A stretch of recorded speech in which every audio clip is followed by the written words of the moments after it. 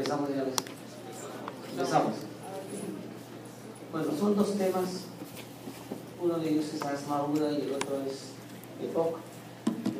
En realidad son patologías que lo van a ver con frecuencia en su rutina de emergencia cuando empiecen a ser internados y especialidades también. Entonces son dos temas que están con bastante frecuencia en las emergencias y el manejo inicial es importante para que no termine estos cuadros en una unidad de cuidados intensivos, ¿no? Entonces vamos a desarrollar primero asma. Eso está en relación al consenso GINA, que cada año hace una corrección. GINA es para lo que es asma y el GOLF es para lo que es EPOC.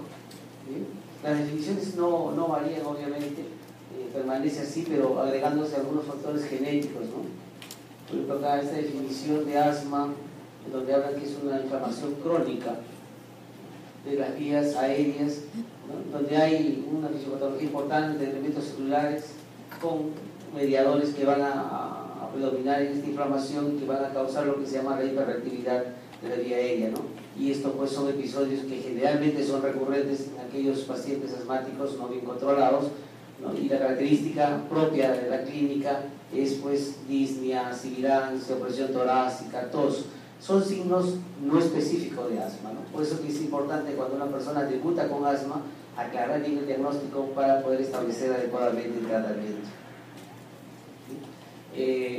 Cada episodio de descompensación de asma obviamente va asociado a una variable dentro de lo que es la obstrucción de la vía aérea, ¿no?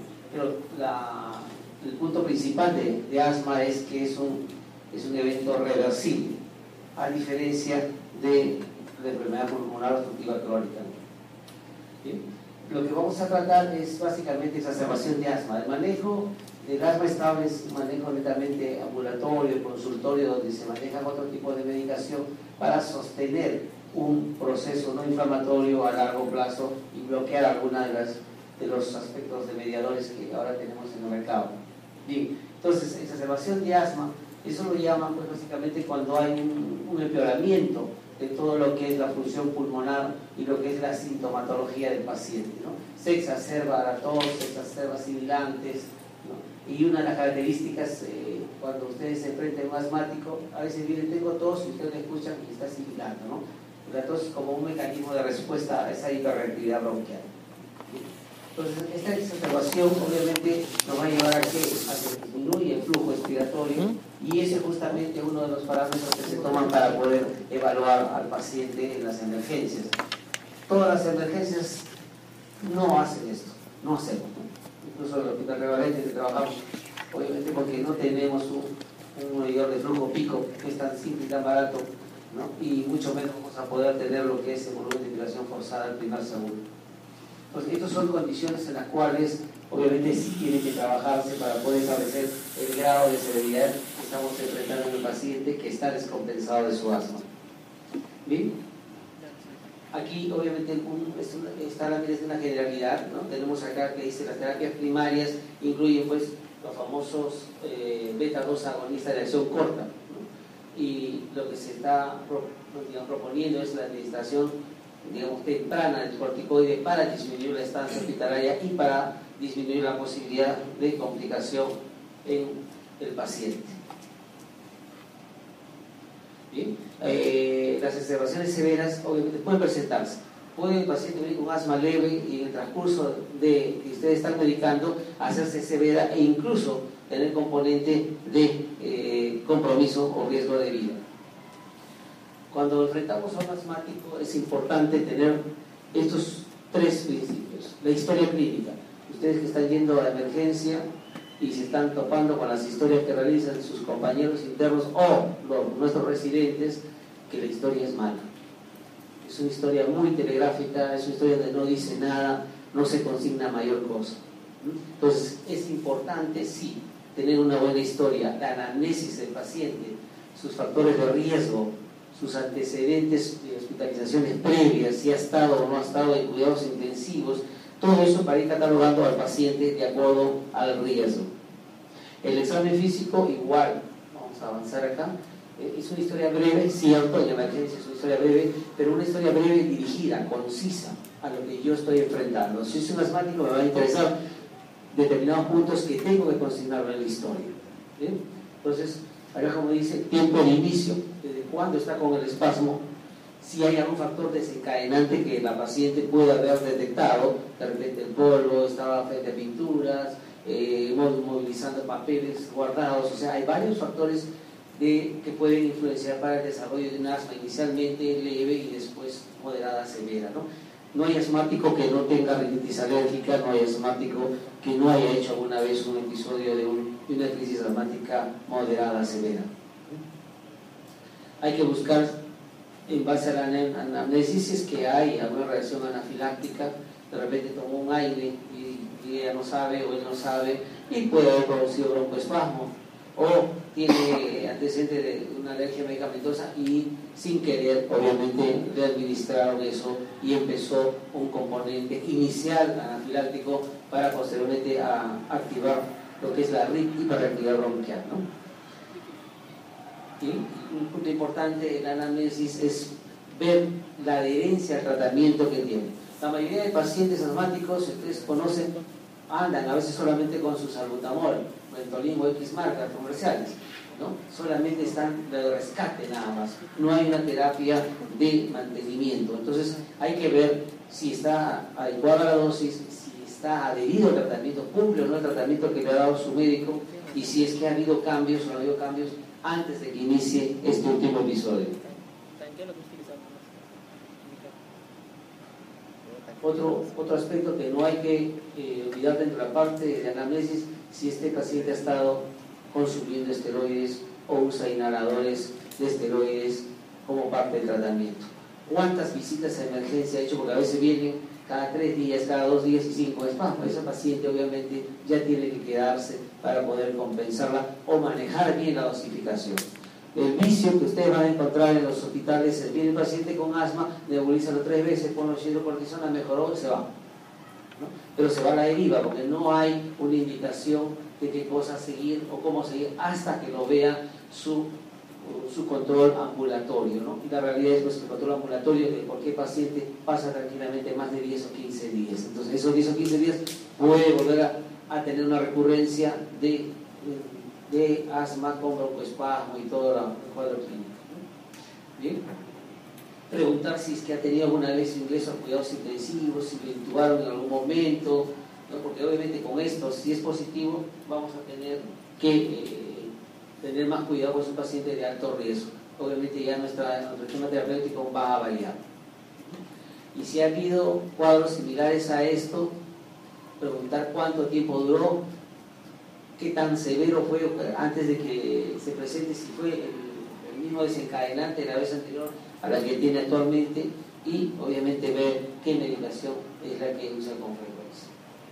Entonces, la parte anamnésica es importante para poder terminar. En las historias van a ver, paciente viene con 10 días, 2 días, nada más, silencio. Examen clínico, a veces ponen pulmón sibilantes, a veces ponen pulmón sibilantes, ¿no? Entonces, eso de ahí, la rutina, el estar siempre con lo mismo, 3 nebulizaciones, hidrocortisona y Revalú, no es lo más adecuado que se hace, ¿no? Bien, tenemos que identificar en el paciente con asma cuáles son los factores de riesgo de muerte, ¿no? Que es lo que básicamente buscamos en el asmático cuando estamos frente a él. Entonces hay que preguntar en la historia de asma, esa observación previa, si ha tenido 2 o más hospitalizaciones en los últimos 12 meses, si ha habido más de 3 visitas a la emergencia, si se acaba un inhalador en un mes, es un paciente mal controlado, ¿no? Entonces tenemos que preguntarle los inhaladores, ¿cuántos usa al mes? 1, 2, obviamente que es un paciente que constantemente está inhalándose. Es un síntoma de un mal control y que por eso obviamente está en exacerbación de su asma como un factor de riesgo de muerte si no se trata adecuadamente. Bien, el uso de corticoides, el asmático ya sabe, se siente mal, va a la farmacia y compra su dexametasona, ¿no? Y empieza a tomar, o el farmacéutico toma su prednisona, a dosis baja de edad, ¿no? Entonces es bueno saber cuándo fue, hasta cuándo estuvo tomando y qué dosis en la actualidad ha tomado antes de ingresar a la emergencia. ¿Por qué es importante? Porque sí, esto es un marcador de severidad. Si ha estado tomando una dosis dentro de lo aceptable, todavía sigo preocupado, es un paciente pues, con una exacerbación moderada a severa, ¿no? Historia social es importante. Los inhaladores, ahora hay baratitos de salbutamol, pero obviamente hay inhaladores de mantenimiento porque borden entre 250 a 300 soles, ¿no? Entonces obviamente si hay una condición económica baja, bien difícil que puedan cumplir. Si es que hay consumo de drogas ilícitas, si hay problemas psicosociales, qué enfermedades más están acompañando, porque siempre vienen los pacientes mayores, siempre vienen con asma y compañía, ¿no? Entonces hay enfermedad cardíaca, hay enfermedad pulmonar, a veces son EPOC o fibrosis pulmonar. Entonces ahí viene un famoso síndrome que es el overlap EPOC-asma, ¿no? Que tiene casi la misma característica, pero que no es EPOC, pero que tampoco es, digamos, asma. Entonces estamos en eso que todavía no aclaran los criterios diagnósticos, ¿sí? Si es que hay componente o no de enfermedad psiquiátrica crónica. El examen físico tiene que ser, y tienen que acostumbrarse ustedes a evaluar cómo debe hacerse. ¿Qué significa? Si yo tengo un paciente asmático, obviamente tengo que examinar bien la parte del tórax, ¿no? Tengo que ver, tengo que inspeccionar, a ver si es que hay tiraje o no hay tiraje, si es que hay alguna erupción, algo de piel que me pueda orientar que no solamente es asma, sino otra cosa. Entonces tenemos que hacer un buen examen clínico y ahí buscar signos de severidad, evaluar la presencia, si hay factores de complicación y qué más puede haber aparte de esa línea, qué otra patología puede estar, digamos, teniéndose en simultáneo, ¿no? Dentro de los signos de severidad es paciente taquicárdico, taquipneico, diaforético, ya nos está diciendo que es un asma grave, ¿no? Lenguaje cortado con mayor ración, ausencia de sonido respiratorio, estamos hablando ya de un asma en la cual, donde hay silencio respiratorio, es un asma con riesgo de vida. ¿Ven? Ver el movimiento respiratorio a veces es predominantemente abdominal, ¿no? Ustedes van a ver, levanten el polo, la camisa, la chompa, y van a ver cómo está el patrón ventilatorio, ¿no? Y evaluar las condiciones alternativas de disnea, que es pues, la insuficiencia cardíaca aguda, cuerpo extraño en vía aérea, embolismo pulmonar. Por eso que la historia, si este paciente no tiene asma y le encontramos sibilancias, la historia es la que nos va a permitir tener parámetros para decir es un asmático. La parte genética juega papel importante, sí. Si en la familia hay condiciones o familiares que sufren de asma o algún tipo de alergia, ya sea nasal o cutánea, entonces nos está diciendo que probablemente él ha sido de niño, si no se acuerda, un niño atópico, ¿no? Entonces, con una gran predisposición a hacer lo que es hiperreactividad bronquial, ¿no? Entonces, ese es el papel importante en la cual así tienen que examinar ustedes al paciente, ¿no? En toda la extensión del tórax, no dejando pasar ninguna área sin ocultación, ¿no? ¿Qué han visto ustedes en el hospital? Si han pasado por tópico, a veces mucho se evalúa encima del polo, encima de la chompa. Cierto, se escucha, pero puede dar sonidos falsos. Entonces, tiene que ser con el torso descubierto, ¿no? En el caso de las damas, cuando van a ser una dama, obviamente es lo ideal.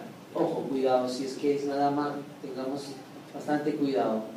Pueden ustedes llamar al personal técnico o si es familiar, con el familiar examinar la paciente con el torso libre de ropa o levantado para poder evidenciar bien, ¿no? Eso es protección legal, decíamos, ¿no? Porque no faltan casos en que algunos han sido acusados, estaba tocando, ¿no? La acusan, pero no, ¿no? Entonces por eso siempre es en compañía. Cuando es una mujer, en compañía de un personal técnico o enfermería si es que tiene, o el familiar directamente y explicando qué van a hacer. Muchas veces solamente levántese la chompa, pero obviamente hay que explicar qué está pasando y por qué estoy haciendo ese procedimiento o ese examen físico. ¿Bien? Pero no todo lo que sibila es asma, ¿no? O sea, ahí obviamente hay toda una lista de diagnósticos diferenciales que debemos tener en cuenta en ese momento, si no tenemos el antecedente de que el paciente sea asmático, ¿no? Entonces ahí ya empezamos a jugar con la suspicacia clínica, en la cual puede irlo desde un EPOC hasta problemas cardíacos tipo insuficiencia cardíaca o muchas veces tromboembolia pulmonar, que a veces digamos debuta con sibilancia, ¿no? Sibilancia y disnea, y ese paciente no es asmático, no tiene factores de riesgo familiar. nunca ha tenido problema alérgico asociado. Lo más probable es que no sea un asma y que esa sibilancia sea por otra patología diferente de lo que son árbol bronquial. ¿Bien? Otro punto importante es las infecciones respiratorias. Las infecciones respiratorias por microorganismos atípicos produce bastante hiperactividad, incluso en pacientes que no son asmáticos.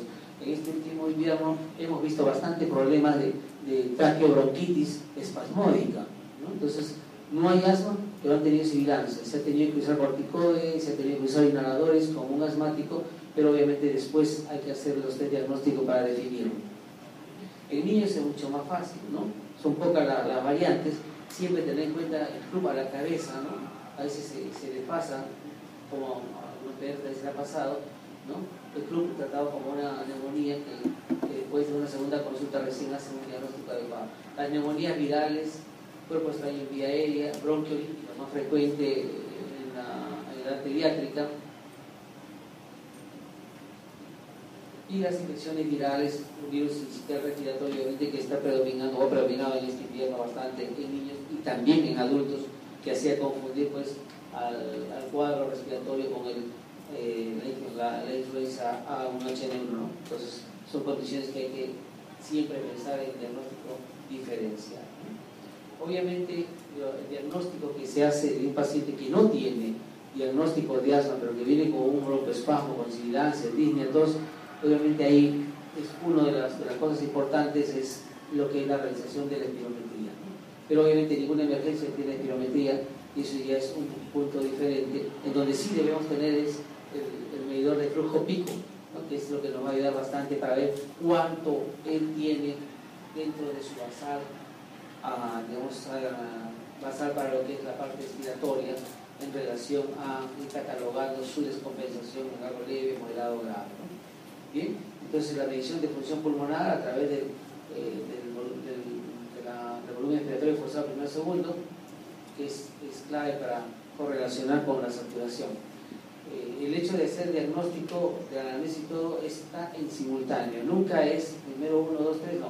Si es un paciente que viene con una asma aguda, vamos conversando si puede hablar el paciente o la persona que lo acompaña y vamos haciendo las indicaciones respectivas mientras vamos terminando de evaluar o preguntar a los familiares o al paciente sobre algunos puntos de antecedente, ¿no? Como dicen, los test diagnósticos no deben retrasar el tratamiento. Esto evalúa pues la severidad de la exacerbación y obviamente un marcador predictivo que se está usando es la hipercapnia, ¿no? Por eso que ahora, cuando vemos la parte del tratamiento, ya no se establece el uso de oxígeno a flujo alto, ahora es todo a flujo bajo, que ha demostrado que mejora muchas veces la estancia hospitalaria, ¿no? Los valores que se hacen de estas pruebas obviamente van a diferir pues, en relación a lo que es talla y edad, ¿no? Entonces, ese flujo respiratorio pico menor de 200 nos habla pues, de una obstrucción severa, y cuando tenemos menos del 50% de su basal, si lo conocemos, si no lo conocemos podemos asumirlo, ¿no? Ya estamos hablando de una exacerbación severa.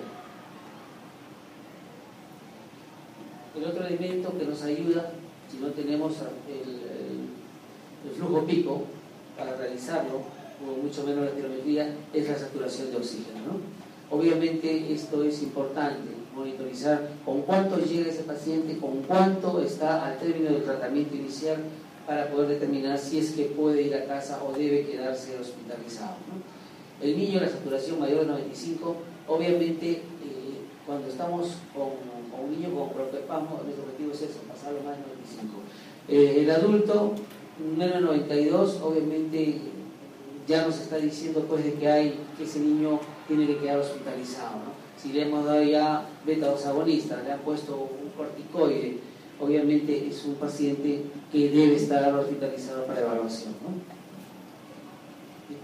Los niveles menores de 90 en saturación, obviamente ya estamos hablando de un paciente que debe estar en una unidad crítica o en una unidad especializada ante la posibilidad de lo que es el apoyo ventilatorio, ¿no? La hipoxemia severa es obviamente un factor de riesgo para complicaciones tanto cardiovasculares y neurológicas, incluso puede causar la muerte. Y esto de acá pues se va evaluando, ¿no?, antes de que haya suplemento de oxígeno o 5 minutos después. ¿Le han puesto oxígeno? No, pasen 5 a 10 minutos, controle cómo está la oximetría de pulso, si no, no va a tener un valor real.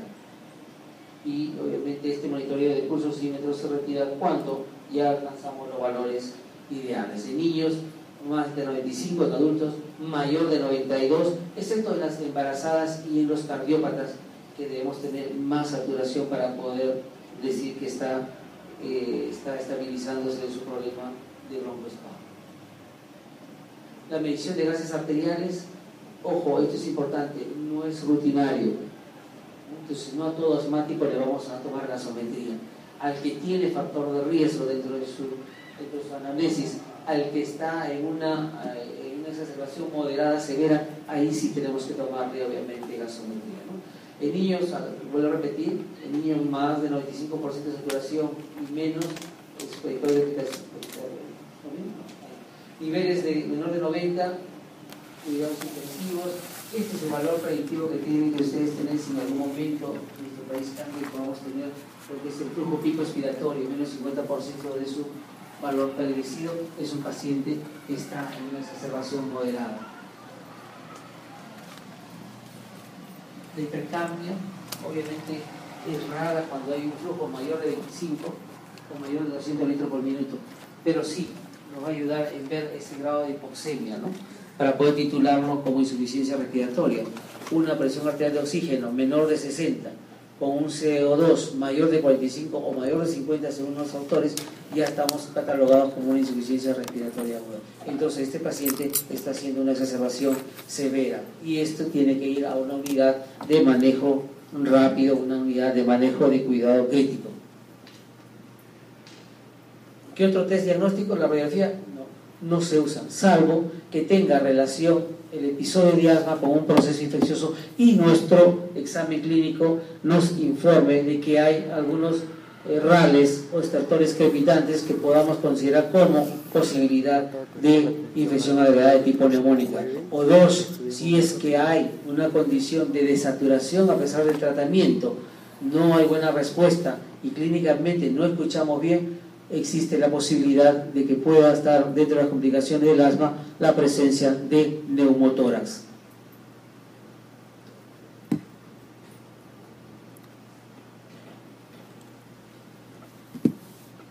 Bien, el monitoreo de CO2 es un punto importante, por eso que la hipercambia se está tomando bastante auge en el monitoreo, ¿no? Entonces acá nos citan la exacerbación de asma típicamente presenta hipocarbia, porque empieza el paciente a hiperventilar, ¿no? Pero después sucede lo contrario, ese paciente, si no hay respuesta, va a agotar músculos respiratorios y va a empezar a retener CO2. Y entonces ahí, al retener CO2, va a empezar la cascada de trastorno de sensorio, somnolencia, desorientación, y ese paciente ya no está para una emergencia, sino para una unidad de cuidado crítico o cuidados intensivos. Niveles normales o altos de CO2 están relacionados con insuficiencia respiratoria. Eso es ya por fisiología, ¿no?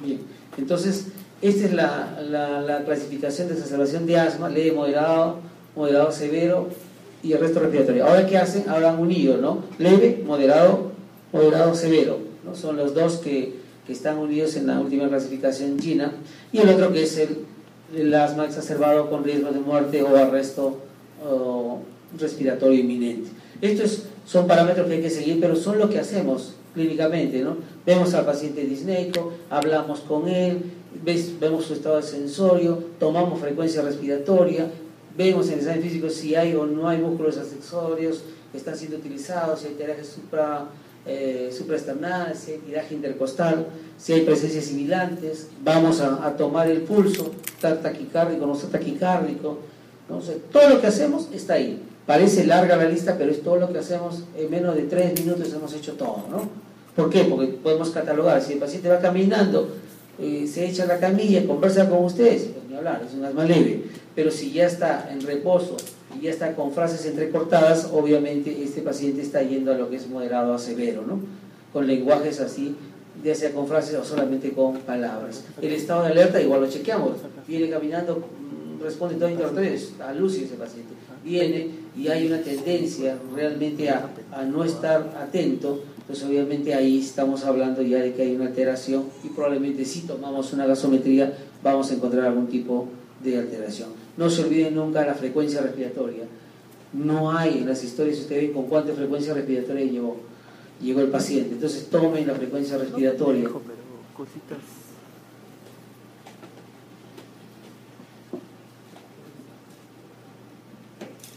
Bien, el pulso paradojal obviamente no lo hacemos nadie lo hace. Eso es algo ya común, ¿no? No lo hacemos. ¿Por qué? Porque uno, lo que es quizás la saturación de todas las emergencias te impide hacer todo lo que se tiene que realizar, pero hacemos lo necesario para poder tipificar bien al paciente, ¿no?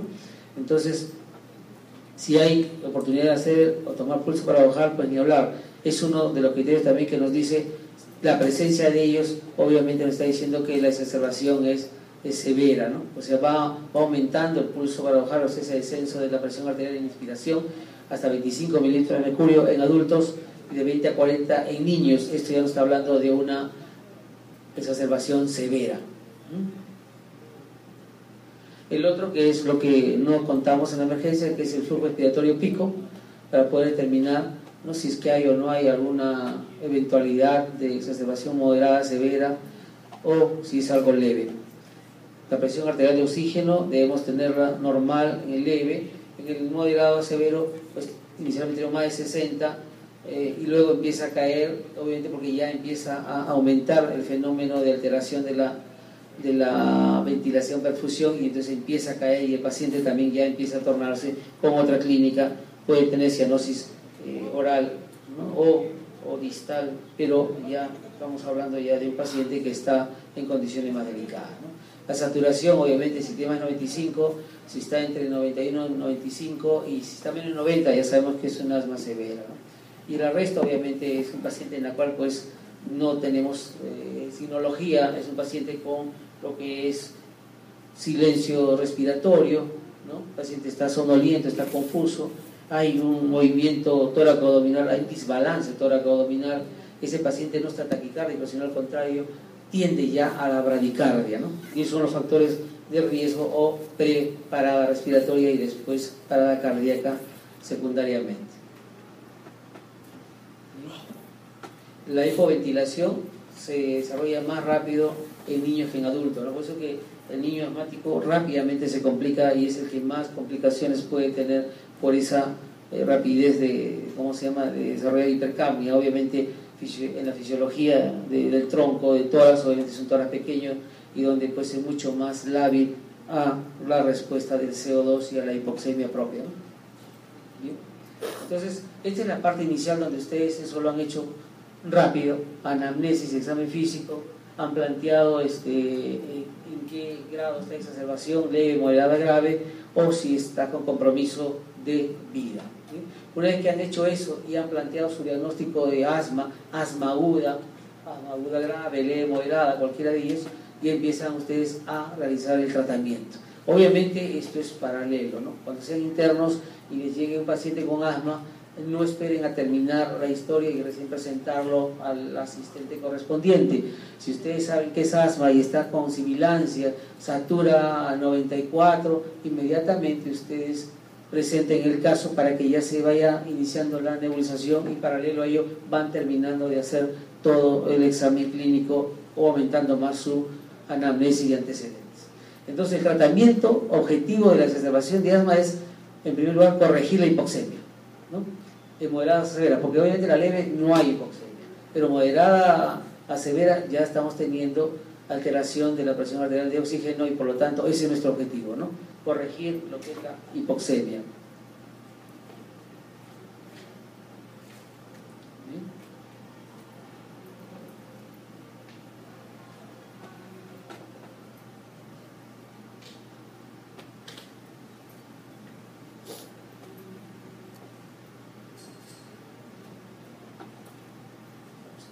Bien, el segundo objetivo es revertir esa obstrucción de flujo aéreo. El asma tiene la ventaja de ser reversible, entonces tenemos que hacer rápidamente uso de los beta-2 agonistas de acción corta, ¿ya? Y la administración temprana de corticoides. Algunos dicen, no le administres, nebulízalo, está mejor que se vaya. No, está demostrado, de acuerdo a sus antecedentes, si ese paciente usa corticoides, ya sea orales o inhalatorios, ya está usando recientemente, ese paciente tiene que recibir lo que es corticoides sistémicos para evitar que se prolongue su estancia hospitalaria, ¿no?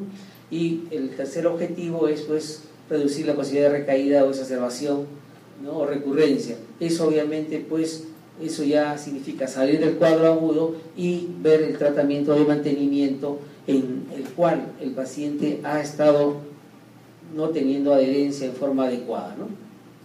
Entonces, cuando hay una obstrucción severa, obviamente sí, tiene que ir terapia intensiva, pues ahí estamos hablando que es ya candidato a lo que es una terapia de soporte ventilatorio, ¿no? O sea, ese es nuestro objetivo, mejorar la hipoxemia, como con oxígeno, ¿no? Antes se daba volúmenes altos, ahora son volúmenes o flujos bajos que se administran en el paciente asmático. Bien, oxigenoterapia cuando tenemos una saturación de 93 a 95 o 94 a 98 en niños, ¿no? A los 11 o 12 años, según la escala que se use. Cuando tenemos saturación del 95% en gestantes, podemos hacer uso del oxígeno si está desarrollando lo que es el broncoespasmo, ¿no? La administración por cánula o máscaras que toleren es lo que se emplea. Por eso digo, las cánulas binasales que tenemos flujo hasta lo que es 0,28 o el Venturi no a flujo alto, 0,34, 0,35 dependiendo la escala del Venturi que tengan, ¿no? Para tratar simplemente de mejorar esa hipoxemia. Entonces ahí justo dice terapia a flujo bajo es de una mejor respuesta fisiológica, ¿no? No debe retirarse el oxígeno si no tenemos un pulsoxímetro disponible. Tenemos que chequear cuál es la respuesta con la nebulización y con el oxígeno. Y esto significa pues que hay que mantener una vigilancia permanente con el paciente que está con el asma exacerbado, ¿no? Los beta-2 agonistas, que es lo que todos conocemos, ¿no? Ahí está lo que es el salbutamol, fenoterol, ¿no? Formoterol o terbutalina, que son beta-2 agonistas de acción corta, ¿no? Entonces, ¿esto debe ser administrado en asma aguda? Sí, debe ser precozmente, desde que llega el paciente, ¿no? Obviamente, la escuela tanto americana y europea menciona que debe darse de uso los dispositivos MDI, o sea, los inhaladores, ¿no? O sea, la dosis ya establecida. Y son dosis altas, que sean de 4 a 8 PAF o inhalaciones cada 20 minutos. Y siempre con un espaciador, nunca directo, porque el paciente asmático muchas veces en moderado o severa no va a tener fuerza inspiratoria, entonces tiene que ser con un espaciador. Y está demostrándose que si empezamos beta-2 agonistas podemos evitar obviamente que desarrolle el asma hacia una etapa más severa o uno casi fatal. Si hay respuesta, obviamente va a reducir la hospitalización, porque obviamente mejora su función pulmonar, ¿no? Y el inicio de acción de los beta-2 agonistas es rapidísimo, de 5 minutos o menos ya está actuando los beta-2 agonistas, ¿no? Entonces acá el esquema siempre es cada 20 minutos. No tienen ustedes los inhaladores, usen la nebulización continua, ¿no? Que es cada hora continua. ¿Y para qué? Para poder mantener un nivel de broncodilatación. Bien, esto es todo lo que tenemos acá. Tenemos salbutamol, terbutalina, hay, pero no lo usan, o sea, no hay en las emergencias. Fenoterol, que sí lo tenemos tanto en las gotas para nebulización como en el MDI, en el disparador. Eso sí lo tenemos acá en el mercado, ¿no? Entonces, siempre son dosis altas, acuérdense, salbutamol 400 a 800 microgramos que se tiene que dar cada 20 minutos, ¿no? Y obviamente el fenoterol en la misma condición, dependiendo de la presentación. Ambos tienen 100 o 200. Si tiene 100 y quiero dosis alta, 800. Si no hay de 200 a mano, igual, ¿no? Hay que hacer 8 PAF cada 20 minutos para romper ese broncoespasmo. Lo que se requiere es romper el broncoespasmo mientras estamos manejando la hipoxemia con suplemento de oxígeno. ¿Bien? Los broncodilatadores sistémicos, que son raros, obviamente no usamos en el asma, pero sí usamos cuando hay pues una anafilaxis evidente o angioedema. ¿Qué significa? Un asmático que ha hecho una reacción alérgica severa con compromiso de vía aérea, ¿no? Ahí sí, obviamente sí tenemos que usar lo que son los beta-2 de agonistas sistémicos, a la cabeza de epinefrina, ¿no? Para evitar que haga pues una obstrucción mayor de cuerdas vocales. Y terbutalina, que son los dos fármacos que empleamos en el caso de anafilaxis o angioedema, ¿no? No es una medicación de rutina en el asma, solamente en esta complicación. El bromuro de ipatropio, que es también un beta-2 agonista antimuscarínico, ¿no? Entonces ha demostrado tener un buen efecto broncodilatador, por eso que ya se asocia a la terapia con beta-2 agonistas. No mejora corticoides beta-2 agonistas, hay que adicionar el bromuro de ipatropio, ¿no? Y obviamente todos los estudios pues consideran que la combinación de ambos va a mejorar y disminuir el tiempo de permanencia en el hospital, ¿no? Acá tenemos la presentación pura, que es bromuro ipatropio, que tiene 20 microgramos por disparo, y los otros que son combinaciones con el fenoterol y con el salbutamol. ¿Qué usamos en los cuadros agudos? Solamente el bromuro de ipatropio, solo, sin combinación, ¿no? Corticoides, obviamente el uso tiene que ser precoz. Dentro de la primera hora de emergencia ya deberíamos estar usando, ¿no? Si está patente la vía oral, la prednisona a dosis de 0,5 a 1 miligramo por kilo de peso, ¿no? Si es que no está patente, el paciente está vomitando, la tos es muy exigente, podemos empezar con corticoides endovenosos. Dentro de ellos tienen ustedes la variedad, ¿no? Tienen hidrocortisona, tienen metilprednisolona, tienen dexametasona, ¿no? Las tres opciones que manejamos en la emergencia. ¿Cuál se usa? Obviamente cada uno va a defender su posición, ¿no? Yo uso dexametasona, no, yo uso hidrocortisona, no, yo uso metilprednisolona. La mayoría, generalmente hay buena respuesta con la metilprednisolona, ¿no? Cuando es de uso sistémico. Entonces, pero corticoide y cualquiera de los que se usa en forma precoz va a beneficiar al paciente. Entonces son los endovenosos, cuando el paciente está con mucha disnea y no puede deglutir, el paciente está soporoso, obviamente, ni hablar, intubado mucho menos, ya sabemos que todo es endovenoso, cuando hay presencia de vómitos, básicamente. Aquí tienen una lista ustedes de los corticoides que tenemos acá, ¿no? Betametasona, deflazacor, hidrocortisona, metilprednisolona, prednisona. ¿Qué usamos con más frecuencia? Vía oral, prednisona, ¿no? No queremos tener muchos efectos sistémicos de corticoides, podemos dar el deflazacor, pero obviamente el de mejor respuesta es prednisona, ¿no? Y de acceso endovenoso, hidrocortisona o metilprednisolona, que es la recomendación que se puede dar, ¿no?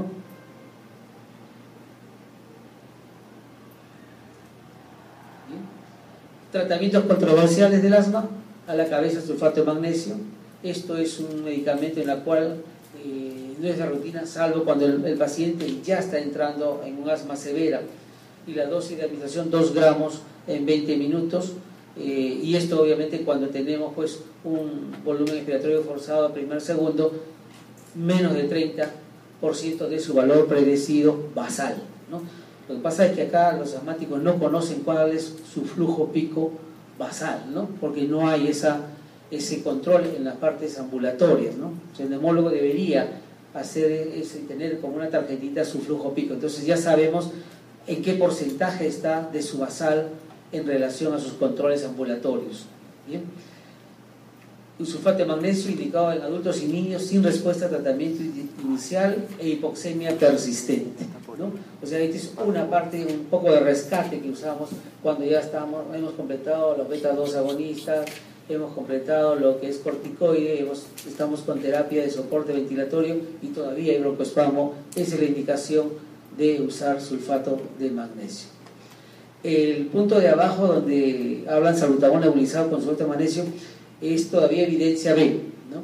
Porque han hecho estudios que mejora la función pulmonar y si analizamos, sí, porque si le ponemos solución salina en sí la solución salina tiene un aspecto de todas maneras netamente irritativo inflamatorio. Entonces el sulfato de magnesio por esta vía puede usarse con el salbutamol o beta 2 agonistas que tengan en su emergencia para nebulizarlo, ¿no? Entonces eso es una de las cosas que no se hace rutinariamente, pero que debería hacerse en lugar de estar usando solución salina. Es como cuando ustedes ven a un paciente con tubo y solo nebulizan con solución salina. ¿Para qué? No tiene sentido, ¿no? Dice para mejorar la fluidificación. No está demostrado que si yo nebulizo con solución salina voy a mover secreciones. No hay trabajo referente a eso, por lo tanto no debería usarse. Quiero mejorar fluidos o quiero mejorar fluidez de secreciones, hay que darle los mucolíticos que sí están establecidos su acción. Dentro de ellos, pues la acetilcisteína, ¿no?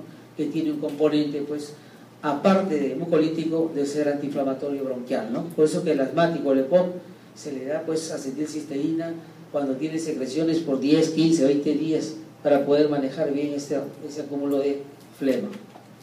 Bien, cuando todo esto está fallando, la alternativa es asociarlo a heliox, la combinación de helio con oxígeno, ¿no? Esto, ¿por qué? Porque su fisiopatología pues demuestra que reduce la resistencia del flujo aéreo en el árbol bronquial, ¿no? O sea, predomina la turbulencia, entonces es ahí donde entre el helio y oxígeno y trata de regular, como hacer una sola vía recta, ¿no? Es lo que quiere el bronquio.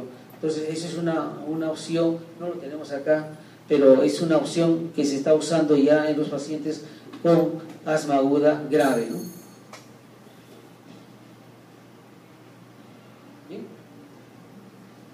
Este es un esquema de tratamiento, ustedes lo ven ahí, ¿no? Ahí tenemos, este es el caso de una exacerbación leve, ¿no? Entonces ahí tenemos que a la cabeza, ¿quién está? Los beta-agonistas de acción corta, ¿no? SABA, que es en inglés, ¿no? Ahí tenemos los dos, salbutamol y terbutaline.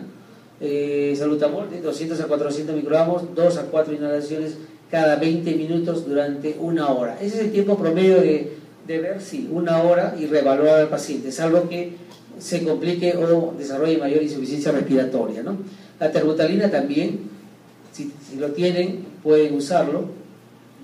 Los glucocorticoides de acción sistémica, acá si hay patencia vía oral, prednisona, ¿no? Ahí está, 0.5 a 1 miligramo por kilo en 24 horas y no más de 10 días. De 5 a 10 días podemos suspender bruscamente sin ningún problema. Si ya pasamos de eso, sí tenemos que hacer un tapering, o sea, una disminución progresiva hasta llegar a la cantidad fisiológica y poder retirarlo el corticoide. ¿Bien? Entonces, corticoides, si es que no se consigue revertir la obstrucción pulmonar con los beta-2 agonistas, si el paciente estaba tomando ya glucocorticoides orales, es candidato a recibir ya precozmente corticoides sistémicos. Si ha existido exacerbaciones que han requerido corticoide, igual, por eso que es parte importante de la anamnesis. Se mejora esto dentro de la hora, revierte, cuando tenemos una buena saturación, ese paciente puede ser dado de alta con las indicaciones adecuadas de qué cosas seguir para evitar la recurrencia en el tiempo de evaluación en su consulta externa. Cuando tenemos una exacerbación moderada, ustedes se dan cuenta que aparentemente es bastante, pero no, ahí está simple, oxígeno de arranque, ustedes tipifican una exacerbación moderada, oxígeno a la cabeza, los beta-2 agonistas o lo que es los beta-2 con acción antimuscolínica, ¿no? El bromuro de hipatropio está ahí a la cabeza, 0,5 miligramos cada 20 minutos y obviamente tenemos que considerar, si es que no tenemos en el nebulizado intermitente, hacerlo continuo y siempre que si tenemos el inhalador, siempre manejemos espaciador o cámara, ¿no? O aerocámara para poder llegar bien a tener un efecto broncodilatador.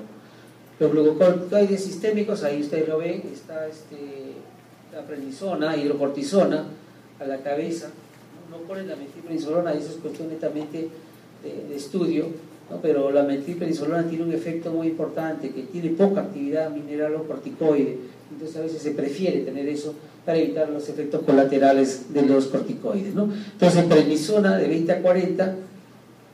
Que puede ser dado generalmente, puedes darlo en una sola dosis, es una sola toma en la mañana, o lo puede dar fraccionado siguiendo el ritmo circadiano, ¿no? Mañana y tarde, 8 a.m., 4 p.m., para poder no alterar el ritmo circadiano, ¿no? Bien, los glucocorticoides inhalatorios también es importante. Una vez que hemos hecho oxígeno, que hemos usado oxígeno, beta-2 agonistas, dentro de ellos salbutamol asociado a hormona hipotropio, estamos con corticoides sistémicos y obviamente tiene que instalarse lo que es el corticoide inhalatorio. Eso es importante porque vamos trabajando sobre lo que es básicamente antiinflamatorio de mantenimiento, ¿no? Y entre ellos pues la fluticasona y la budesonida están acá. Ahora tenemos la mometasona, pero los estudios radican básicamente con fluticasona, budesonida. Estaba antes la betametasona, pero ya se ha quedado solamente con estos dos corticoides, ¿no? Entonces ahí es el punto en el cual podemos empezar ya. Muchas veces pasa 3, 4, 5 días y siguen con hormona hipotropio o salbutamol, pero no han iniciado corticoides inhalatorios porque ese paciente tiene que salir pues obviamente de alta, ¿no? Bien, al igual que cuando empleamos glucocorticoides, si es que no hay mejoría con la primera dosis, o si estamos hablando de la hora de evaluación, si el paciente ha tenido corticoides inhalatorios o vía oral, ¿no? Entonces, si todo esto está fallando, entonces ahí tenemos ya la segunda fase, que es la aplicación del sulfato de magnesio, ¿no? Acuérdense esto, una dosis única nada más, de 2 gramos en perfusión, ¿no? Obviamente cuando tenemos un volumen expiratorio forzado primer segundo bajo, por debajo de 30 o 35% de su teórico o su basal promedio, ¿no? Entonces, eso es dosis única, ojo, no es para aplicación cada 8 horas, cada 12 horas, nada, ¿no? El segundo es el Heliox, lo que hemos comentado. Después ya viene lo que siempre se está propugnando.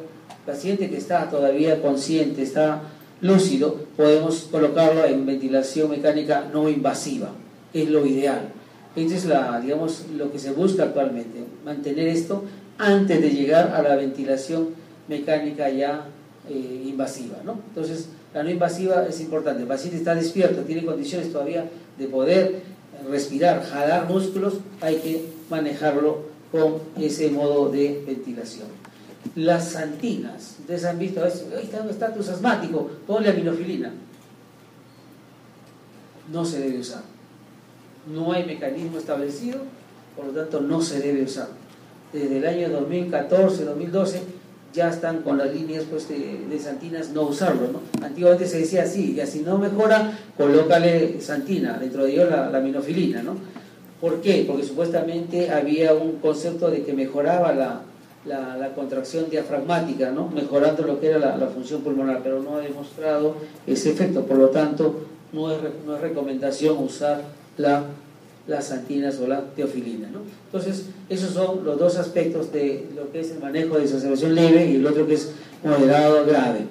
Obviamente, el paciente con riesgo de vida es un paciente que ya está inmediatamente colocado en UCI, ese sí ya no tiene derecho a ventilación no invasiva, sino ya a lo que es ventilación o soporte ventilatorio total mecánico. Estamos hablando de intubación y todos los parámetros que deben seguir, ¿no? Bien, entonces, ¿cómo hacemos el control de respuesta al tratamiento? La monitorización continua es importante para ver la respuesta, ¿no? Los pacientes que fallan en responder al tratamiento, los pacientes con deterioro continuo son pacientes que obviamente van a ir ya modificando nuestra conducta y la vamos a ir derivando hacia otra unidad. Ustedes van al Reoleti y tenemos una unidad en la cual es intermedia, tenemos una pseudo intermedia que está por el 4º piso y la UCI cuando ese paciente requiere irse de cama. Si no, se quedan nuestros pacientes en la unidad de shock trauma con ventilador, con todo, ¿no? ¿Bien?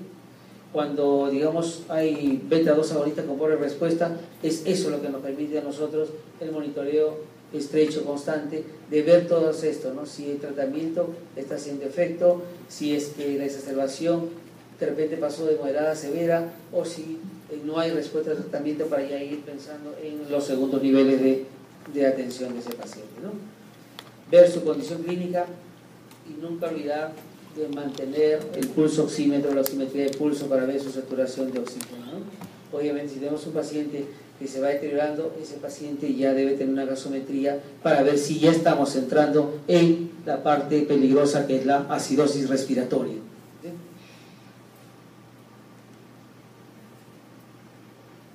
Este es lo que más o menos le pongo ahí porque este es un algoritmo que salió publicado hace más de 2 años, pero el GINA resume bastante bien todo lo que es el algoritmo de manejo de los pacientes con exacerbación de asma. Ventilación mecánica UCI, obviamente cuando vemos al paciente ya en franca fatiga y sabemos que ese paciente ya no va a tener fuerza muscular, tenemos que pasarlo a ventilación mecánica invasiva. Trastorno de conciencia es el otro parámetro, deterioro del flujo respiratorio pico o del volumen respiratorio forzado del primer segundo. Si hay acidosis respiratoria que está increciendo, está aumentando, ojo, de repente empezó con 45, 50 de CO2 y empieza a 60, 80 o 100, entonces ese paciente obviamente ya es candidato a ventilación mecánica para mejorar ese intercambio gaseoso y mejorar o revertir el flujo pulmonar, ¿no? Bien, estas son las complicaciones de asma, ¿no? Si logran ver algo acá. Ustedes ven acá esta placa, ven ustedes acá zonas oscuras, esto ya es pared, obviamente es pared, ¿no? Zonas oscuras, esto acá también, miren, esta zona no se debe ver acá, estas son zonas oscuras laminares. ¿Qué es eso? Es enfisema subcutáneo, ¿no? Entonces eso de ahí es importante. Toquen, el paciente que está con asma, el paciente que está con deterioro progresivo, siempre toquen para ver si es que hay enfisema. No solamente toquen acá, toquen cuello, parte posterior del cuello, cara anterior de tórax, lateral de tórax, para que puedan sentir el crepitar, ¿no? El crepitar. Y en esta placa, ¿observan algo? Este campo pulmonar izquierdo, con bastante tracto, pero ¿qué más veo acá? Está hiper claro, ¿cierto? Está radio transparente, y este es el muñón. Este es el muñón del pulmón. O sea, esto es un neumotórax, ¿no? Son complicaciones más frecuentes en el asma y queremos estar atentos, porque a veces ya el paciente entra con un asma moderada y sigue asmático. Y a veces el error es la evaluación diaria, ¿no? Para ver cómo están los ruidos respiratorios. Y muchas veces nos damos con sorpresa que pone murmullo vesicular, se transmite bien, nada más, pero el paciente está polipneico, está disneico, minuciosamente hay neumotórax, ¿no? Entonces ese es un punto en el cual hay que llamar la atención a todos, ¿no? Porque si no examino, no coloco, ¿no? Y ustedes van a ver en las historias es una cadena nada más, ¿no? Lo que dice el otro sigue, no hay muchas veces una variación de la evolución del paciente, pero hay que buscarlo. El asmático tenemos que buscar estas dos complicaciones. Asmático, ya intubado de repente y que sigue con un mal patrón respiratorio, con un AGA, con una gradiente alta, ojo, busquemos estas dos cositas que pueden ser las que están complicando la evolución del asma. Bien, esto es lo que hace GINA, ¿no? Este es el consenso GINA 2018, mantiene lo mismo, ¿no? Acá ya agrega corticoides orales, ya sea prednisona o prednisolona o el endovenoso si es que es necesario, pero acá estamos hablando del leve moderado, en donde pues, el paciente habla en frases, sentado, está taquipneico, ¿no? Pero no hay tirajes, y tenemos acá algunos criterios. Ya está taquicárdico, una saturación menor de 95, 90, 95, y esto es lo que no tenemos, pero ya está con 50% del predecido nada más. Y la terapia inicial, que debemos hacer uso de lo que es beta-2 agonización corta, bromuro hipatropio, ¿no? Para tratar de mantener una saturación pues por encima de 90, 92, y si podemos tenerlo más, mucho mejor todavía, ¿no? El niño pues sí hay que tener siempre una saturación mayor de 95 con el tratamiento que se administra, los corticoides. El severo, obviamente, es el paciente, seguro muchos de ustedes ya han visto un asma severa, ese paciente no emite frases, simplemente palabras, está hacia adelante como buscando aire, ¿no? Está agitado, puede haber trastorno de sensorio, agitación, una taquimia mayor de 30, y acá ya empieza a hacer uso de músculos accesorios y mayor ya la taquicardia que tenga y una saturación que va en descenso de 90 para abajo, ¿no? Entonces ahí sí viene la segunda parte que estamos hablando de lo que hemos revisado, beta-2 agonista, bromuro hipatropio, corticoides, ya sea aquí ya entra a tallar los corticoides sistémicos, y acá ya empieza a considerarse el sulfato de magnesio.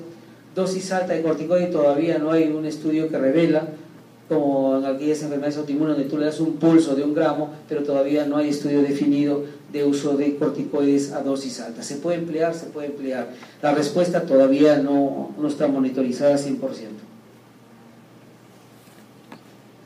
Si continúa con todo esto, obviamente pues ese paciente está yendo hacia la parte de lo que es soporte en una unidad de cuidados intensivos, ¿no? Entonces son criterios que ustedes ven ahí, ¿no? Del volumen respiratorio forzado menos del 60% del predecido del personal y falta de respuesta a todo lo anterior, es un asma severa, y eso obviamente tiene que ya ir pensando en transferir a una unidad de cuidados intensivos, ¿no? Bien, eso es lo de asma. Yo creo que es algo sencillo, pero que obviamente requiere lo que es la monitorización del paciente. ¿Alguna duda sobre asma para pasar EPOC? Bien. ¿Han visto pacientes con EPOC? ¿O solo han visto pacientes con asma? Esta es una cosa en la cual el patrón obviamente está intermedio, ¿no? El asma como tal y el EPOC, ¿no? Ambos. Un asmático puede terminar con un EPOC, puede terminar con EPOC. Entonces existe ese síndrome que hemos hablado de un overlap EPOC-asma, ¿no? Entonces por eso que no hay una definición 100% de decir esto es asma y esto solamente es EPOC, porque puede ser un asma con EPOC. Bien, ¿qué es la enfermedad pulmonar obstructiva crónica? Esta es una enfermedad que lo recalca siempre el consenso GOLD, ¿no? Que es una enfermedad prevenible y tratable. ¿Por qué? Porque el desarrollo de esta enfermedad está basada en lo que son noxas externas, ¿no? Ahí tenemos el tabaco, sustancias químicas, ¿no? Que son los que van a producir a la larga este fenómeno de deterioro del parénquima pulmonar. Es una enfermedad que se caracteriza por síntomas respiratorios persistentes, ¿no? Y que algunos de estos van a provocar una manifestación extrapulmonar, sistémica, ¿no? Entonces, ¿qué significa? Ese paciente, si ustedes ven al paciente con EPOC, van a ver a un paciente adelgazado. Cuando está avanzado es un paciente adelgazado, consuntivo, ¿no? Porque obviamente una de las cosas en la cual va a evolucionar el EPOC y en la cual pues complica toda la vida del paciente, ¿no? Entonces es una enfermedad prevenible y tratable con síntomas respiratorios persistentes que se caracteriza por tener limitación al flujo aéreo, ¿no? Pero esta limitación de flujo aéreo es progresiva, y eso básicamente porque va habiendo normalidades en forma lenta tanto de la vía aérea como de los alvéolos, y esto va a provocar una reacción inflamatoria en todo el pulmón. ¿Y eso por qué? Siempre por estímulos externos, ¿no? Entonces, por eso que siempre se recalca que es prevenible y tratable. La mayoría de EPOCs a veces caminan sin saberlo hasta que hacen un primer cuadro muy severo, y obviamente ya a veces la patología está avanzada, ¿no? Bien, las exacerbaciones y comorbilidades agravan la severidad, obviamente, ¿no? El EPOC que tiene cualquier una intercurrencia va a descompensarse más. ¿Cuál es el mecanismo del EPOC? Es el fenómeno inflamatorio a nivel de dos aspectos importantes: a nivel de vías aéreas pequeñas, donde produce inflamación y remodela las vías aéreas, y el otro a nivel del parénquima, que provoca destrucción. O sea, estamos hablando que empieza a haber enfisema, ¿no? Que es una de las características. Y tenemos ahí pérdida de alveolares, pérdida de espacios alveolares con la elasticidad disminuida. Todo eso, esos dos aspectos van a producir que lo que está dentro de la fisiopatología del EPOC, que es la limitación del flujo aéreo. Entonces, esa es la fisiopatología del EPOC, limitación del flujo aéreo. ¿Por qué? Por un fenómeno inflamatorio, con las dos vertientes en las cuales actúa ese proceso inflamatorio. ¿En quiénes vamos a decir este es un EPOC? Si no hay antecedente. Tenemos que buscar todos los criterios para empezar a decir este es un EPOC o este es un asma, que fue asma y que ahora ya está combinado con EPOC, ¿no? Entonces, todo paciente que tiene disnea, que tiene tos crónica, que aumenta la producción de esputo y hay asociados factores de riesgo, noxas externas, la posibilidad alta de que se trate de una enfermedad pulmonar obstructiva crónica. ¿Quién da el diagnóstico? La espirometría. Obviamente la espirometría nos va a decir, es un fenómeno restrictivo, a diferencia del asma, que la espirometría es un fenómeno obstructivo, ¿no? Entonces, la espirometría es el gold estándar diagnóstico de EPOC. ¿Bien? ¿Cómo valoramos la gravedad? Se basa en la presentación de los síntomas, la gravedad de la alteración espirométrica. Estamos hablando de esa relación de volumen expiratorio forzado primero y segundo con lo que es capacidad vital forzada, menos de 0.7, es lo que confirma la presencia de EPOC, ¿no? Entonces, todo paciente que tiene disnea, tos crónica, aumento crónico de producción de esputo y exposición a factores de riesgo, obviamente es un paciente, hasta mostrar lo contrario, que está cursando con EPOC. Disnea es una disnea progresiva, esto empeora con el tiempo hasta hacerse con el ejercicio, ¿no? Lo reporta como que tengo que hacer fuerza para respirar, ¿no? Tengo un peso en la espalda, tengo un peso en el pecho, dice, ¿no? Es la característica de la disnea. Y una tos crónica, esa tos que dura después de un proceso inflamatorio, ¿no? Aunque ahora estamos viendo las famosas tos coqueluchoide que están durando 6 semanas, ¿no? Pero la tos crónica en un paciente con disnea que moviliza flema, inicialmente de no coloración y luego ya con coloración, y que está asociado a que es tabaquista o trabaja en donde manipula polvos, sustancias químicas, combustibles, obviamente es un paciente en la cual ya está nuestra impresión diagnóstica yendo para la vertiente del EPOC, ¿no? Como dice ahí, considerar EPOC y practicar la espirometría si están presentes estos indicadores en todo individuo mayor de 40 años, ¿no? Estos indicadores no son diagnósticos por sí mismos, pero la presencia de cada uno o varios de ellos, junto con una espirometría positiva, nos va a definir el diagnóstico de EPOC. Bien, los factores de riesgo para EPOC, ahí lo están viendo, son noxas externas, exposición al humo de tabaco, lo que es factor ocupacional, manipulando lo que son elementos orgánicos e inorgánicos, todo lo que condiciona que haya inhalación de polvos y sustancias químicas, en donde hay pues toda una fisiopatología importante en la cual pues hay una remodelación de todo el árbol bronquial con destrucción de parénquima, y que obviamente pues uno de los aspectos a veces más principales también es la parte climatológica, ¿no? Vemos acá.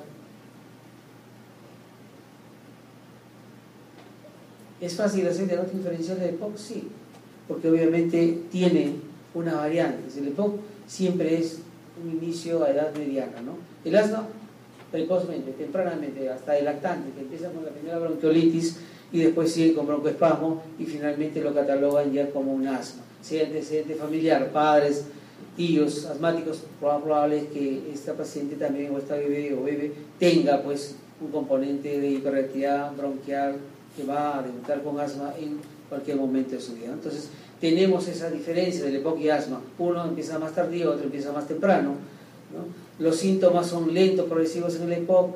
Hay una historia de elementos tóxicos que dañan el pulmón, y a diferencia del asma, pues obviamente que lo más como antecedente importante tenemos es que hay rinitis, hay eczemas, o sea, problemas dermatológicos, cutáneos, alérgicos, y la historia familiar de asma, que es importante, ¿no? El otro es el famoso síndrome overlap, que tiene de los dos, tanto del asma como del EPOC, y simplemente eso va a hacer el diagnóstico diferencial con una espirometría, a ver cuál está predominando, lo obstructivo o lo restrictivo.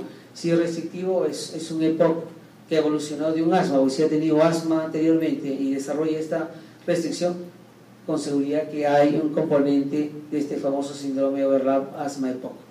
La bronquiectasia obviamente es un factor rápidamente que lo diferencia. Ya ha habido alguna secuela de alguna enfermedad pulmonar que ha dejado bronquiectasias, o dos, que haya habido, digamos, una bronquiectasias congénitas.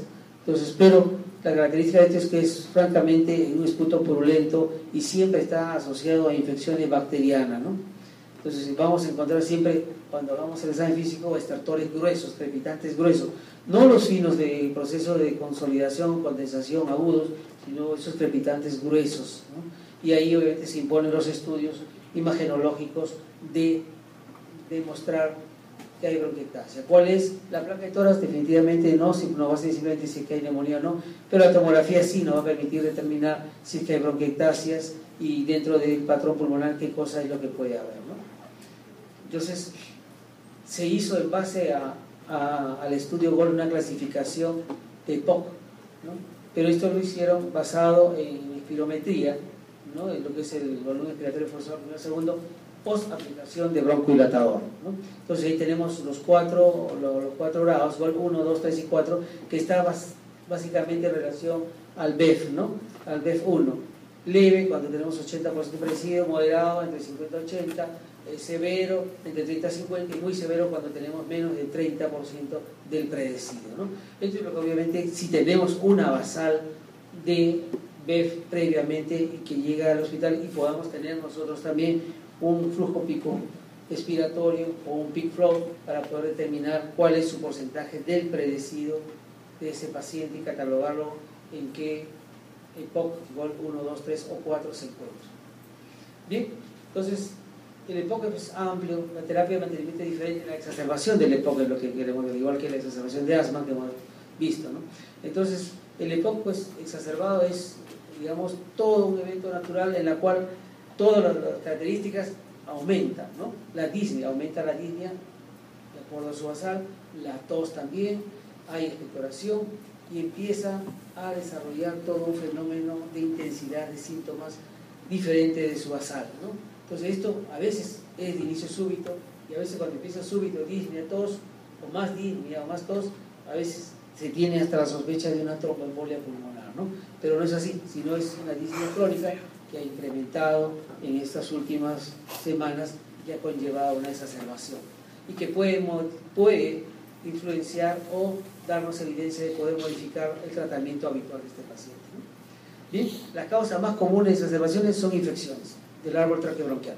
Solamente 1/3 no son identificados, ¿no? O sea, haces cultivo de secreción, toma muestra y sale negativo.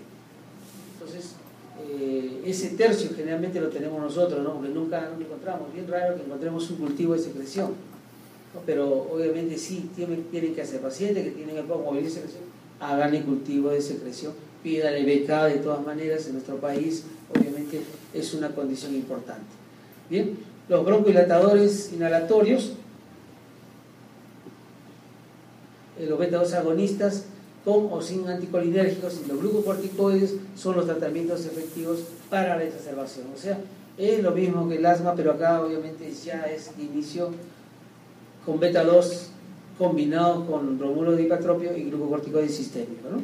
Bien, los pacientes con EPOC exacerbado, con signo clínico de infección, obviamente esos tienen que sí usar tratamiento antibiótico. Es la única indicación que podamos usar antibióticos, no tengamos la mala costumbre, es un EPOC, voy a prevenirle. No vas a prevenir nada, simplemente tenemos que hacer bien el examen y demostrar que hay una infección bacteriana para poder iniciar antibióticos, sino que vamos a crear resistencia antibiótica, ¿no? Como ya tenemos ya, ¿no? Bien, la ventilación mecánica no invasiva en EPOC también se está insistiendo en que eso debe ser previo a llegar a una intubación invasiva o con ventilador mecánico, ¿no? Está demostrado que si hay un buen patrón de ventilación invasiva con buenos parámetros instalados, mejora todo el componente de acidosis respiratoria, su pH mejora, no hay necesidad de intubación y obviamente pues la disnea también va a mejorar y vamos a cortar el periodo hospitalario, ¿no? ¿Con qué se asocia la mortalidad en el EPOC?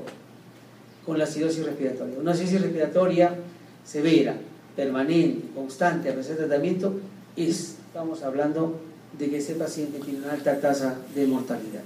La presencia de comorbilidades importantes, ojo, estos EPOC generalmente son personas mayores, son pacientes hipertensos, son pacientes diabéticos, o han sido pacientes coronarios, pues todos esos van a, digamos, aumentar la tasa de mortalidad. Si tengo un paciente con insuficiencia cardíaca o de repente cor pulmonar se asocia con EPOC, obviamente la evolución no va a ser nada buena, no va a ser rápido, puede ser lento o puede complicarse mucho más. Esto es importante porque cuando ustedes informen al familiar tienen que ir adelantando cómo está, porque si no, lo característico es nunca me han informado nada, ¿no? Entonces Tienen que informar. Usted ve a un paciente, al familiar tienen que informarle.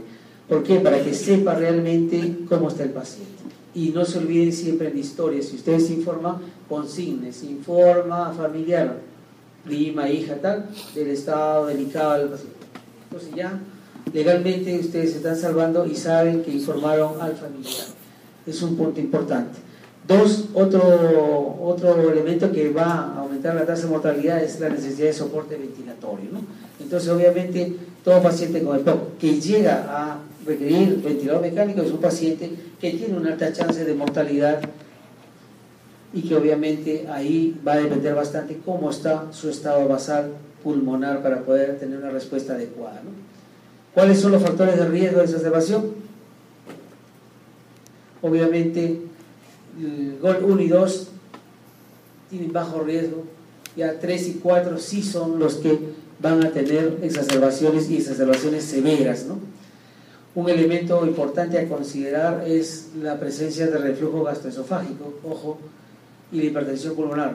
Reflujo gastroesofágico que puede simular incluso hasta una sensación de ahogo nocturno, ¿no? Dice, me levanté con aire, tuve que sentarme, no podía respirar, y muchas veces es un reflujo gastroesofágico, ¿no? Entonces, si es que hay eso, obviamente sí es necesario hacer un estudio endoscópico para precisar y tomar las medidas de prevención. Mientras se le puede decir al paciente, levante la cabecera, 30 a 40 grados, coma hasta las 8, no se acueste inmediatamente a haber cenado, para evitar que el reflujo sea mayor.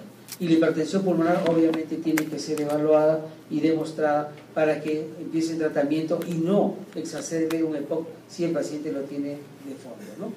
Bien, entonces ya sabemos que GOL 1 y 2 son de bajo riesgo de exacerbación, 3 y 4 sí son de alto riesgo, porque obviamente ya tienen hospitalizaciones o exacerbaciones por año y han sido hospitalizados al menos una vez dentro de estas dos exacerbaciones que ha tenido. ¿Bien? Entonces, este es el punto importante, el diagnóstico basado en el elemento central, que es la historia médica, en donde tenemos que consignar el incremento de dificultad respiratoria, desde cuándo, siempre ha tenido, pero desde cuándo ha aumentado, la presencia de sibilantes, opresión torácica, si ha habido fiebre, si ha habido incremento de tos, si es que la secreción ha cambiado de color, ha aumentado en cantidad. Estos 4 aspectos nunca se olviden en el paciente de EPOC, que es el que va a modificar el tratamiento y la decisión a dónde va a pasar este paciente. ¿Bien? Obviamente aquí es la evaluación del EPOC exacerbado, la historia médica que hemos conversado, los signos de severidad, al igual que asma, el uso de músculos accesorios, respiración paradojal, hay ya compromiso periférico, ¿no? Ya hay cianosis, puede haber edema, ya puede haber hipotensión, entonces y puede semejar signo de insuficiencia cardíaca, o de repente ese paciente ya desarrolló una insuficiencia cardíaca dentro de su cuadro que no ha sido diagnosticado, ¿no? Y sobre todo cuando ya tenemos un compromiso del estado basal mental que nos está diciendo que ese paciente tiene un EPOC exacerbado severo, y si ya entramos en estado confusional o letargia, es un paciente que debe ir esperando la unidad crítica o la unidad de cuidados intensivos.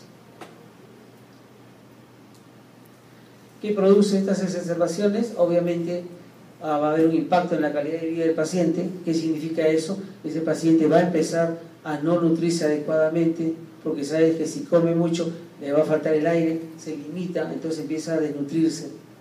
Debilidad marcada, hipotrofia muscular, es un paciente que a las finales se va postrando. Síntomas de función y función pulmonar, ¿no? Esto obviamente, cada exacerbación va a alterar más la función pulmonar, y eso demostrado con espirometrías seriadas en las cuales el patrón restrictivo se puede hacer mucho más severo, ¿no? Aumento de la mortalidad, sí, cada exacerbación es una posibilidad de mortalidad alta, ¿no? Y obviamente el aspecto fisiológico de una alteración propia de toda la función pulmonar.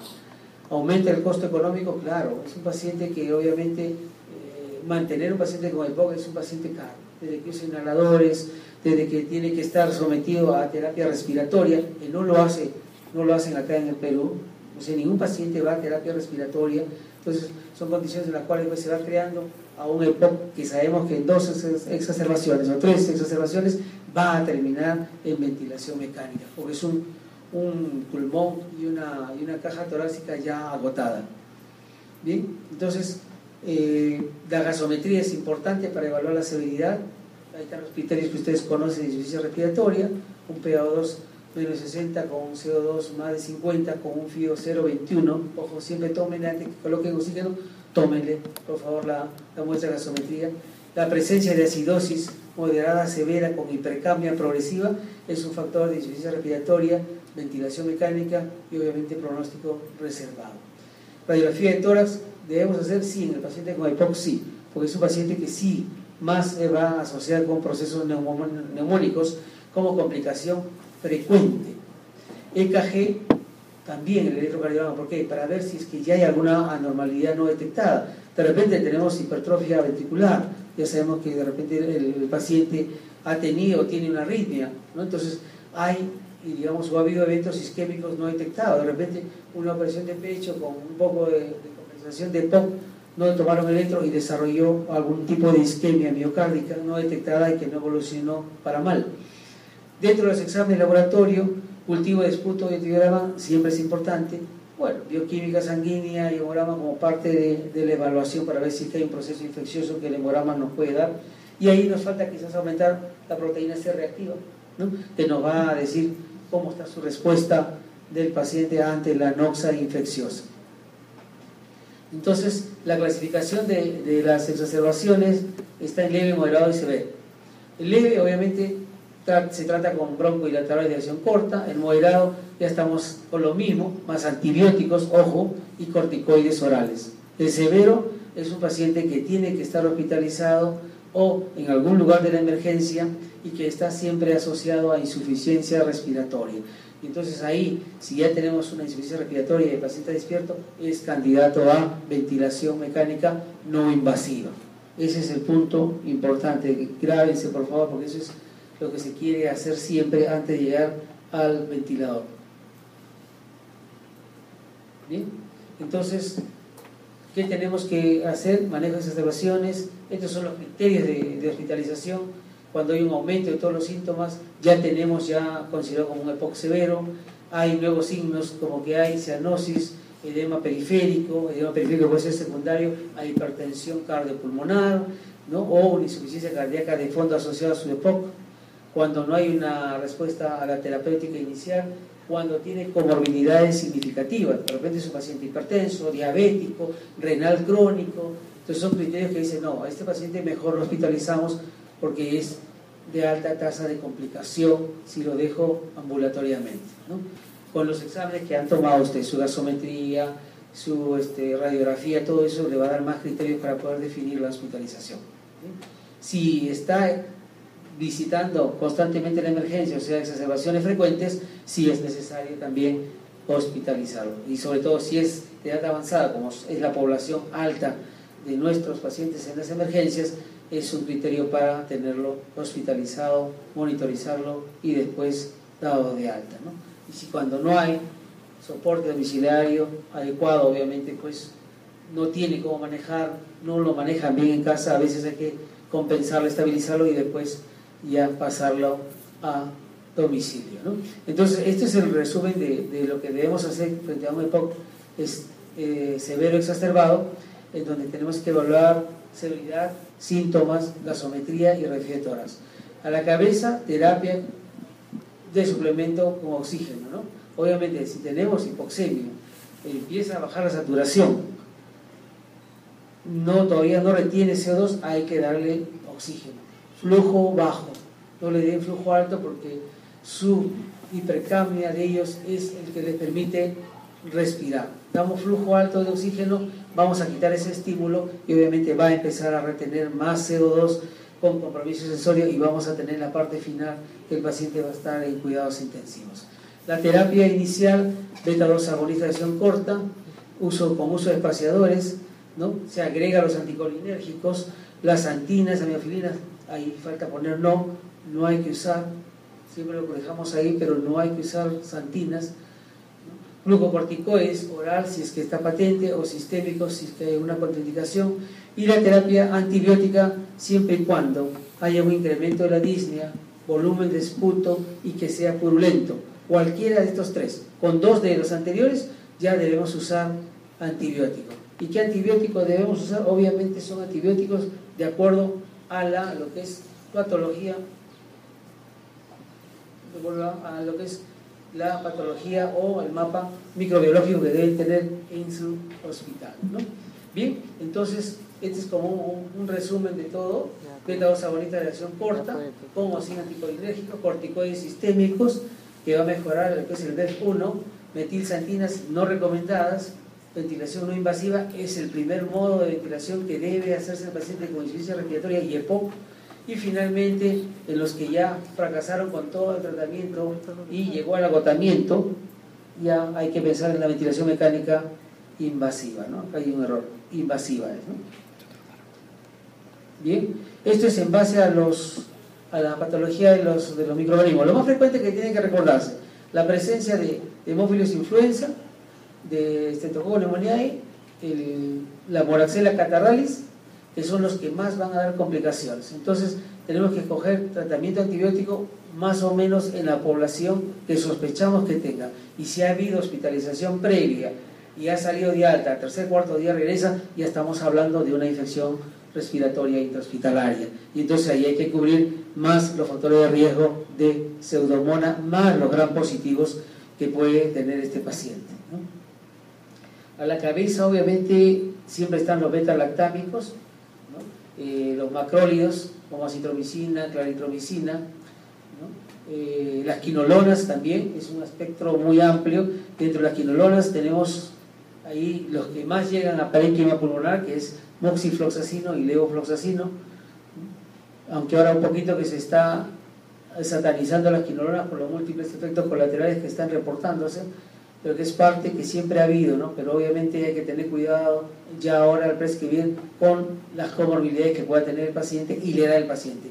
Ustedes dan quinolonas a una persona anciana a veces en la noche y no puede dormir, entra en insomnio o empieza a alucinar, ¿no? Que son digamos, los elementos adversos que con frecuencia estamos viendo. Entonces, de preferencia que sea tomado en el día para no tener ningún disturbio de sueño o de compromiso de sensorio secundario medicamentoso, ¿no?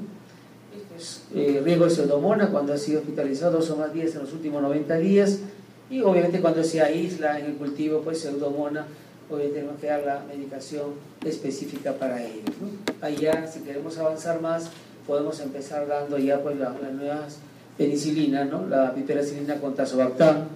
No empiecen con bombas de frente de meropenem, impenem, vancomicina, no, siempre vayan en escala, a menos que haya criterios que nos indique que es una sepsis severa o un shock séptico, bueno, sepsis severa o un shock séptico, en la cual tenemos que atacar multifocos y tenemos que pensar si es bueno o no combinar los carbapenem con los glicopéptidos para ver si es que tenemos o no una buena sinergia.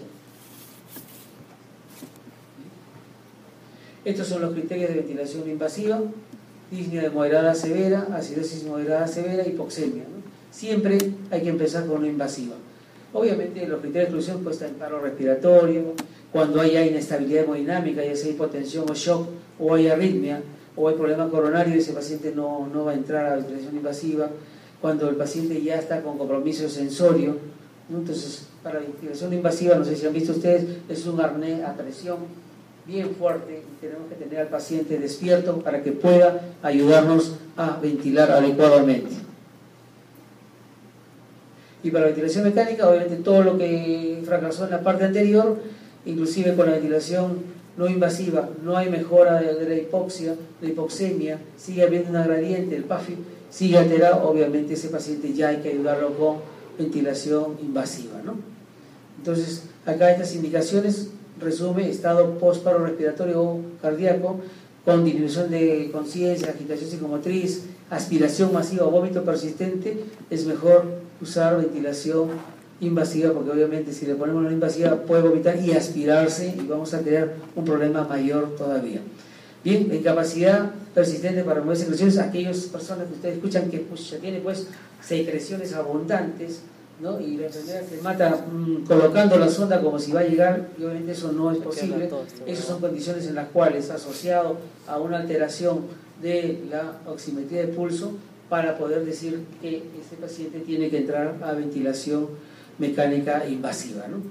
Entonces, obviamente, un paciente con una frecuencia o taquimia mayor de 35, con una frecuencia cardíaca con tendencia a la bradicardia, eso es un paciente que nos está diciendo voy a hacer paro, así que mejor méteme máquina porque si no vamos a tener complicaciones. ¿Sí? Y para la UCI, obviamente, son los mismos criterios que se requieren para ventilación invasiva, ¿no? Y lo que tiene que estar en una unidad especial. Disnea severa que no responde a terapia inicial, cambios en el estado mental, hipoxemia persistente, pueden encontrar hasta una PaO2 menos de 40 de mercurio o una hipercapnia más de 60, hemos encontrado hasta 120, lo máximo que hemos encontrado el paciente estaba dormido, obviamente con un patrón malo, pero que mejora rápidamente con la respuesta a la ventilación mecánica, ¿no?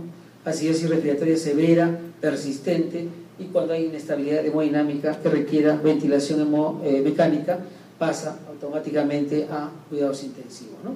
Entonces, si tenemos la opción de que el paciente haya evolucionado bien, los criterios de alta, cuando ese paciente ya tiene condiciones de usar broncohilatadores de acción prolongada, ¿no? Y ya sea con o sin corticoides, pero de preferencia con corticoides, y que haya, digamos, una enseñanza al paciente de cómo usar. Los pacientes no saben usar sus inhaladores. Si ustedes ven a un asmático, hace así, está así, está caminando y está haciendo eso, ¿no? Porque prácticamente no ha habido una enseñanza de cómo hacerlo.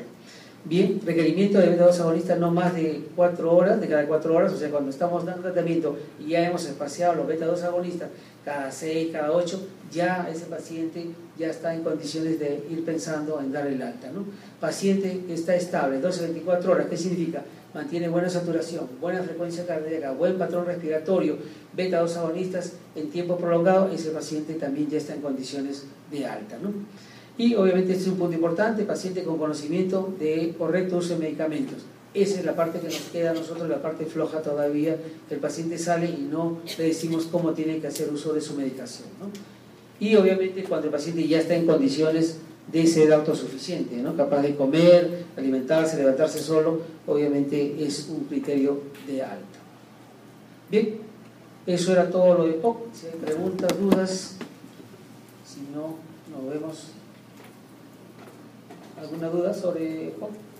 Asma, experiencias que han tenido, algo que he dicho que no han hecho por ahí, o algo que han dicho que no he dicho.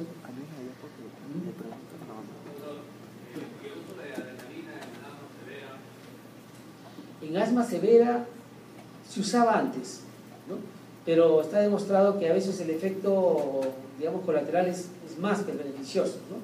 ¿Por qué? Porque la población de asma, gente joven, sí puedes hacer, pero gente mayor con cardiopatía no puedes hacer, porque vas a desarrollar arritmias o vas a desarrollar vasoespasmo, o sea, síndromes coronarios secundarios al uso de adrenalina, ¿no? Como hemos visto, ¿no? A un año le pusieron con una asma que no mejoraba con 3 nebulizaciones con corticoides, seguía cerrado, le pusieron adrenalina, hizo dolor de pecho con cambios electrocardiográficos, ¿no? Pero que fue felizmente transitorio por el vasoespasmo que produjo la adrenalina, ¿no? Por eso que la adrenalina y la terbutalina están indicados en pacientes con asma que empiezan a hacer broncoespasmo secundario a una anafilaxis. De repente come champiñones y es alérgico. A ese paciente sí hay que aplicarle adrenalina, porque si es el fenómeno, queremos el fenómeno vasoconstrictor, ¿no? Para disminuir la respuesta de la reacción anafiláctica. ¿Otra pregunta? Todo paciente con asma tiene que necesariamente ustedes ver que la nebulización tenga la adecuada neblina, si no usamos los MDI. ¿Por qué? Porque a veces lo colocan y están con un flujo bajo que apenas sale neblina, o sea, el vapor, ¿no?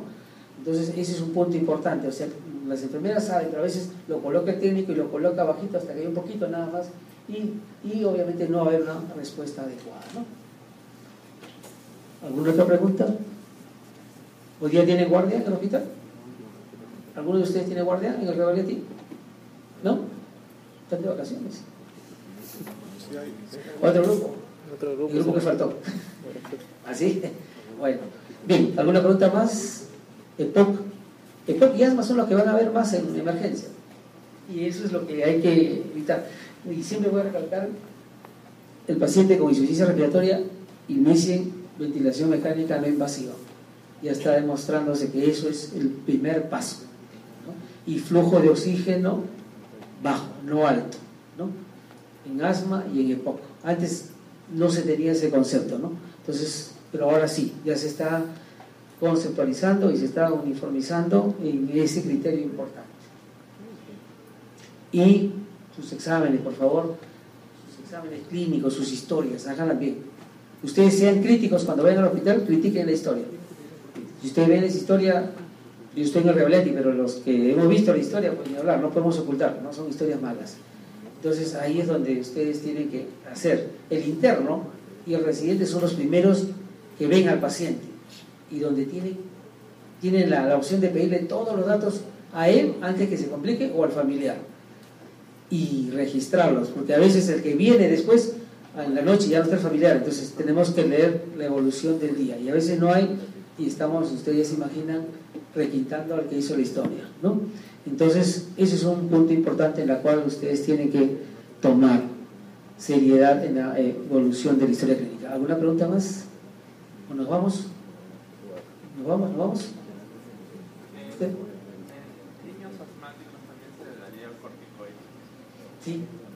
Si tenemos un asma ya moderada, severa, sí, ¿no? El uso precoz de corticoides tanto es en adultos como en niños. Antes se esperaba, todavía termina la nebulización, el revalúo, dale 3 más, no sé si ustedes han visto, ¿no? 3 más, terminan hasta con 6, 8 y recién colocan corticoides, ¿no? Entonces, el uso precoz sí es importante administrar corticoides, ¿no? Ya sea hidrocortisona, o dexametasona, o metilprednisolona, cualquiera de las que tenga tu hospital, ¿no? De acuerdo a la dosificación por kilo de peso en niños o en adultos, que ya es un estándar promedio de aplicación, ¿no? ¿Otra más? ¿Nos vamos? ¿Alguna otra duda? ¿Le mandó el doctor Castro una revisión de asma? ¿No? Me dijo que la había colgado. ¿Lo colgó o no? ¿Lo han visto o no? ¿No han visto? Bueno, pero creo que ya les ha mandado ahí una revisión de asma española. Está buena, léanla. ¿Ya? Porque de ahí también vienen preguntitas. Está interesante ese artículo. ¿Nos vamos? ¿Nos quedamos? ¿Se quedan ustedes? ¿Tienen clase? Sí. De razón tan tranquilo. Ya. Nada más. No piensen para preguntar, pregunten nomás. ¿Listo? Bien, gracias chicos, nos vemos.